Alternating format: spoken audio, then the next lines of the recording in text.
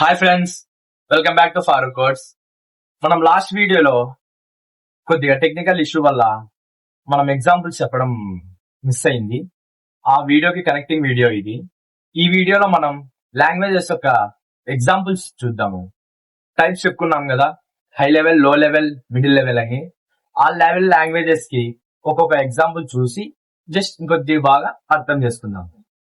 Let's get in నా video మీ వరకు రావాలంటే సబ్స్క్రైబ్ చేసుకొని పక్కన ఉన్న బెల్ ఐకాన్ యాక్టివేట్ చేసుకోండి. నేను చేసే ప్రతి వీడియో మీ ఎవరైనా ఈ వీడియో లాస్ట్ వీడియో చూడకుండా వచ్చి చూస్తుంటే ఫస్ట్ వెళ్ళి లాస్ట్ వీడియో చూసి తర్వాత ఈ వీడియో చూడండి, అర్థమవుతుంది. జస్ట్ ఈ వీడియోలో ఎగ్జాంపుల్స్ మాత్రమే ఉంటాయి, మళ్ళీ మొత్తం ఎక్స్ప్లెనేషన్ ఉండదు. ఒకసారి చూద్దాం. High level language. High level language అంటే హ్యూమన్స్ కి అర్థమయ్యేలాగా కోడ్ రాయడం అని చెప్పుకున్నాము. ఆ లాంగ్వేజెస్ యూజ్ చేసుకుంటూ ఏమేమి క్రియేట్ చేస్తామంటే websites, mobile applications, AI models, software develop, దీని అందరికి హై లెవెల్ లాంగ్వేజ్ యూజ్ చేస్తున్నాం. మనం ప్రతిదీ మిషన్ లెవెల్ లాంగ్వేజ్ లో రాసి చెప్పాలంటే కుదరదు. మనం అంత వన్స్ జీరోస్ లో అంత పెద్ద కోర్స్ ని రాయలేము. అందుకే డెవలపర్స్ హ్యూమన్స్ కి బాగా అర్థం కావాలని హై లెవెల్ లాంగ్వేజ్ ని కనుక్కున్నారు, ఈజీగా ఉండాలని. Types of programming language. High level programming language, middle level, లో లెవెల్. ఇవి 3 లెవెల్స్ మనకి. ఈ లెవెల్స్ దేన్ని బేస్ చేసుకొని ఉంటాయంటే హార్డ్వేర్ క్లోజ్నెస్ ని బేస్ చేసుకొని లో level, middle level, high level అని ఉంటాయి. లో లెవెల్ అంటే హార్డ్వేర్ కి క్లోజ్ ఉండేది, హై లెవెల్ అంటే హార్డ్వేర్ కి దూరం ఉండేది, అంటే హ్యూమన్స్ కి మనం అర్థం చేసుకునేది. లో లెవెల్ ఏమంటే మిషన్స్ కి బాగా అర్థమవుతుంది, అంటే ఎందుకంటే అది హార్డ్వేర్ కాబట్టి మిషన్స్ బాగా అర్థమవుతుంది. మనం మనుషులు కోడ్ చేయలేము, హ్యూమన్స్ కి అంత కోడ్ చేయాలంటే కష్టము. సో అందుకే లో లెవెల్ అడ్వాంటేజ్ ఏమంటే మిషన్ కి బాగా అర్థమవుతుంది క్లియర్ గా, బట్ హ్యూమన్స్ కి అర్థం కాదు. హై లెవెల్ అడ్వాంటేజ్ ఏమంటే మనుషులకి బాగా అర్థమవుతుంది, మిషన్స్ కి అర్థం కాదు. అది programming language evolution time line. ఎప్పుడెప్పుడు ఏదేది వచ్చింది? ఫస్ట్ 1940s లో మిషన్ లెవెల్ లాంగ్వేజ్ వచ్చింది, అంటే అప్పుడే కంప్యూటర్స్ ఎవల్యూట్ అయ్యాయి.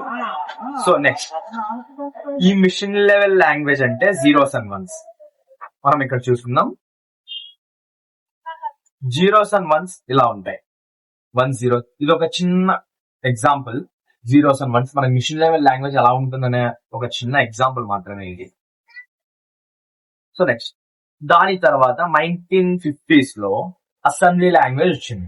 అసెంబ్లీ లాంగ్వేజ్ ఏమంటే నిమోనిక్స్ యూజ్ చేసుకుంటూ, అంటే చిన్న చిన్న గుర్తుల్ని అడిషన్ చేయాలంటే యాడ్ అని, సబ్ట్రాక్షన్ చేయాలంటే సబ్ అని, ఒక అడ్రస్ నుంచి ఇంకో అడ్రస్ ని మూవ్ చేయాలంటే మూవ్ అని, ఇలా చిన్న చిన్న నిమోనిక్స్ తో ఈ లాంగ్వేజ్ వస్తుంది. ఈ లాంగ్వేజ్ ఒక ఎగ్జాంపుల్. ఒక హలో వరల్డ్ ప్రోగ్రామ్ రాయాలంటే ఇలా ఒక అడ్రస్ ని క్రియేట్ చేసుకొని మూవ్ చేసుకొని ఇంటీజర్ తీసుకొని ఇలా ఒక హలో వరల్డ్ అనే ప్రోగ్రామ్ రాస్తాం అసెంబ్లీ లెవెల్ లాంగ్వేజ్ కి. ఇది కూడా హ్యూమన్స్ కి కొద్దిగా డిఫికల్టే అండి చేయడానికి. దాని తర్వాత ఇంకా కొద్దిగా ఈజీగా కావాలని ఒక 1 minute ఈ అసెంబ్లీ లెవెల్ లాంగ్వేజ్ మళ్ళీ మిషన్ లెవెల్ లాంగ్వేజ్ లోకి కన్వర్ట్ చేయాలి. దేన్ని యూజ్ చేసుకుంటూ? అసెంబ్లర్ యూజ్ చేసుకుంటూ మళ్ళీ మిషన్ లెవెల్ లాంగ్వేజ్ లోకి కన్వర్ట్ చేస్తాం. అప్పుడే మిషన్ కి అర్థమవుతుంది. ఏ లెవెల్ లాంగ్వేజ్ అయినా ఏదో ఒక translator, compiler, interpreter, assembler. Assembly level language కి అయితే అసెంబ్లర్. ఇలా ఏదో ఒకటి యూజ్ చేసుకుంటూ మనం మిషన్ లెవెల్ లాంగ్వేజ్ లో కన్వర్ట్ చేసుకుంటాం. ఆ కన్వర్ట్ చేసిన తర్వాతనే మిషన్ కి అర్థమవుతుంది. మిషన్ కి ఓన్లీ జీరోస్ అండ్ వన్స్ మాత్రమే అర్థమవుతుంది.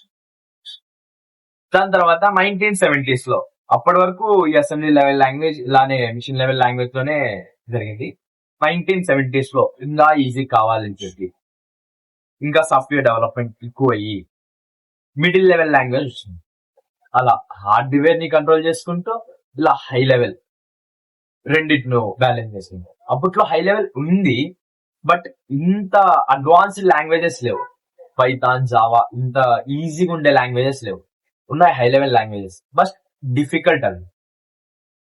సో దాని తర్వాత 1940s లో మిడిల్ లెవెల్ లాంగ్వేజ్ ఒక ఎగ్జాంపుల్ చూద్దాం. C C programming. జస్ట్ ఇలా ఒక లైబ్రరీని ఒక హెడర్ ని ఇంక్లూడ్ చేసుకుంటూ ప్రింట్ఎఫ్. ఈ ప్రింట్ఎఫ్ అనేది బిల్ట్ ఇన్ ఫంక్షన్. ఈ బిల్ట్ ఇన్ ఫంక్షన్ దీంట్లో ఉంటది. అలా మనం చెప్తాం, స్టెప్స్ లో కోడ్ చేస్తాం. ఇది మిడిల్ లెవెల్ లాంగ్వేజ్ ఎందుకు అంటే మనం అడ్రస్ ని మనం హ్యాండిల్ చేస్తాం, మాన్యువల్ గా హ్యాండిల్ చేస్తాం.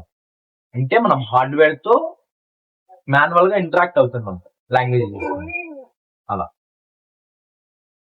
జస్ట్ దాని తర్వాత 1990s లో హై లెవెల్ లాంగ్వేజెస్ మనం ఇంకా ప్రతి ఒక్కరు హై లెవెల్ లాంగ్వేజ్ యూజ్ చేస్తున్నారు. Machine level language, assembly level language అసలు చాలా తక్కువ అసలు యూజ్ చేయడం లేదు. అలా పైథాన్, జావా స్క్రిప్ట్, C++, ఇవన్నీ high level languages. Java example చూద్దాం. 2 ఇంటీజర్స్ ని యూజర్ దగ్గర నుంచి తీసుకొని ప్రింట్ చేయడానికి ఈ కోడ్ అండి. ఇది కూడా మనం నేర్చుకుంటే సింపుల్ గానే ఉంటది, ఏది కాంప్లికేట్ తీసుకోవద్దండి. జస్ట్ మనం ఈ వీడియోస్ వరకు బేసిక్స్ అర్థం చేసుకుంటాను. ప్రోగ్రామింగ్ అంటే ఏంటి, ప్రోగ్రామింగ్ లాంగ్వేజెస్ ఏంటి, చిన్న బేసిక్. లేకుంటే నేను ఫస్ట్ వీడియో నుంచే మొత్తం స్టార్ట్ చేశానండి. ఒక బేసిక్ ఐడియా ఉంటే సరిపోతుంది. మళ్ళీ హౌ ప్రోగ్రామింగ్ లాంగ్వేజెస్ వర్క్ ఇంతవరకు చెప్పుకున్నాం. హ్యూమన్ కోడ్ రాస్తాడు, దాన్ని కంపైల్ చేస్తాం, మిషన్ లెవెల్ లాంగ్వేజ్ లోకి కన్వర్ట్ అవుతుంది. అంటే 0s and 1s లో కన్వర్ట్ అవుతుంది. ఆ కన్వర్ట్ అయ్యేది మిషన్ అర్థం చేసుకుంటుంది. ఏంటంటే సింపుల్. సో ఇదండి మనకి ఈ వీడియోకి మనం ఎగ్జాంపుల్స్ చూసాం. జస్ట్ సింపుల్ గా ఇంకొద్దిగా బాగా అర్థం చేసుకోవడానికి ట్రై చేయండి. ఏ డౌట్ ఉన్నా కింద కామెంట్ చేయండి. టైప్స్ ఆఫ్ ప్రోగ్రామింగ్స్ లో కానీ, ఇంతకుముందు చెప్పిన కోడింగ్ లో కానీ, ఫ్లో ఆఫ్ ప్రోగ్రామింగ్ కానీ, ఏ డౌట్ ఉన్నా కామెంట్ చేయండి. ఓకే అండి, thank you. See in the next video. Bye.